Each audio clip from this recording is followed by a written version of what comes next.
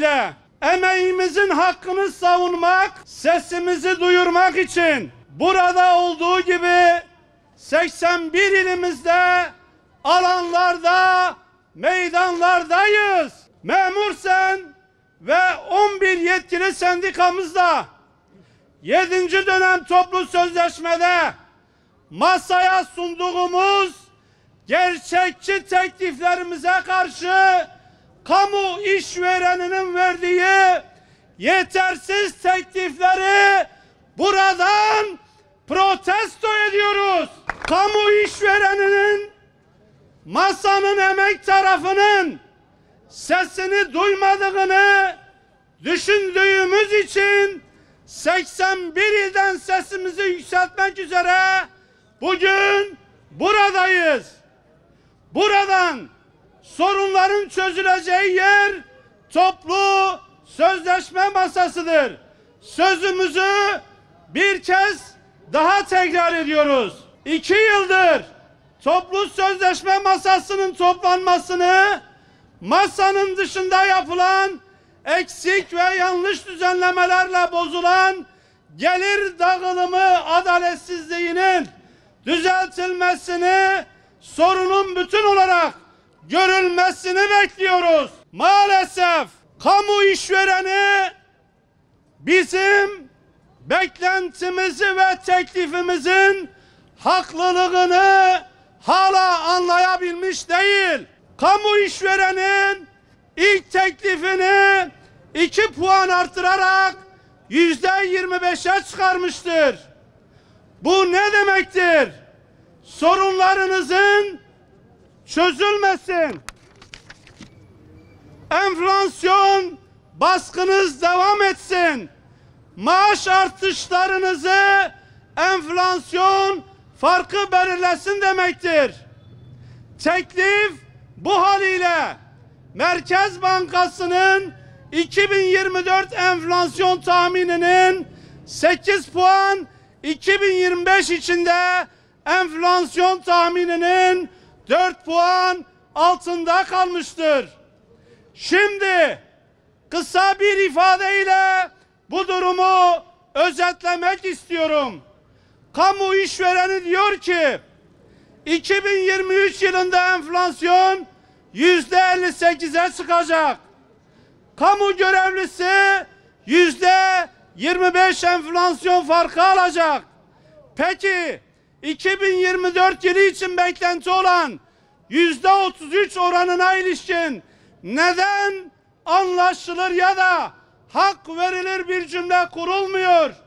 Neden teklif hala beklentinin bilene, yanına ulaşmıyor? Bu durum kamu işvereninin kendi verileriyle çelişmesi, kendi ifadeleriyle tartışması ve kendi beklentilerini dahi görmemesi demektir. Kamu işvereninin bu teklifi ne rasyonel ne de bir gerçekçi tekliftir. Müzakere zaman kazanma zemini değildir.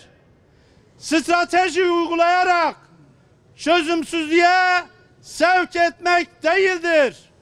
Biz kamu işvereninin ayakları yere basan teklifini, kamu görevlilerinin sesini ve piyasanın gerçeklerini gören teklifini duymak istiyoruz. Refah payı dedik, ses yok. En düşük memur maaşında hesap hatası var, düzeltilsin dedik, ses yok. Emekli maaşı ile ilgili feryatları dile getirdik, ses yok. Seyyanen yapılan zam emekliliğe yansıtılsın dedik, yine ses yok. Kira yardımı konusundaki teklifimiz üstelik siyasilerce ifade edilmesine rağmen o da hala yok. Bu hususların yanı sıra şeflerin, müdürlerin ücret skalası bozuldu, düzeltilsin dedik, ses yok. Mühendisler büyük projelerle ülkeye katkısının karşılığını alamıyor dedik, yine ses yok. Akademisyenler bilgisinin, fikrinin, akademik kariyerinin karşılığını alamıyor dedik, yine ses yok.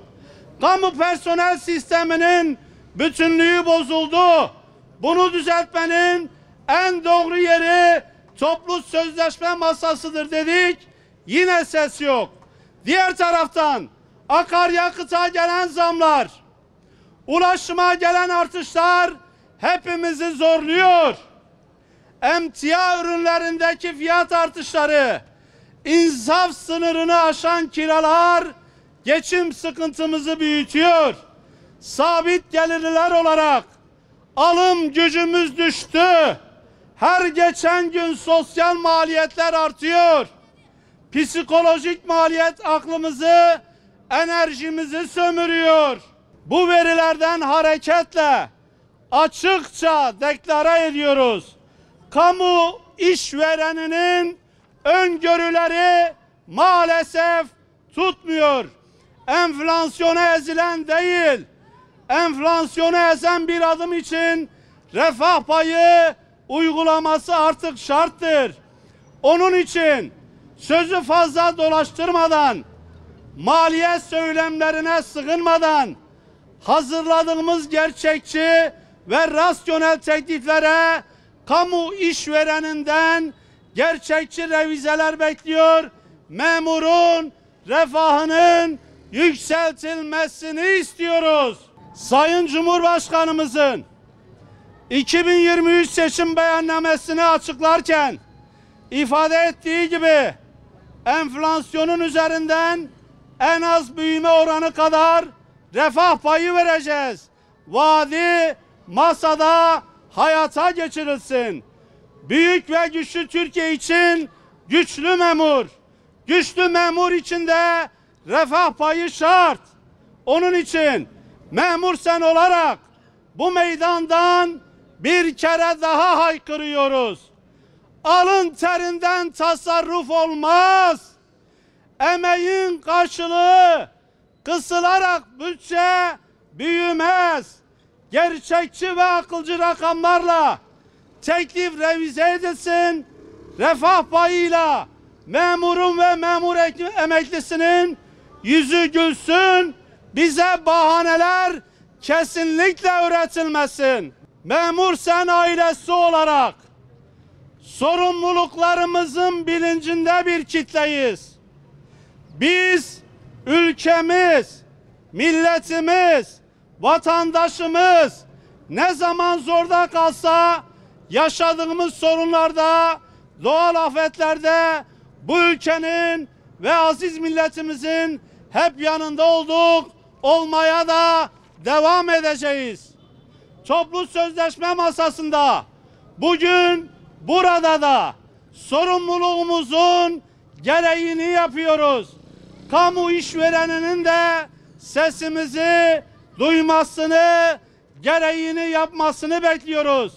Yaşasın emek mücadelemiz, yaşasın örgütlü gücümüz.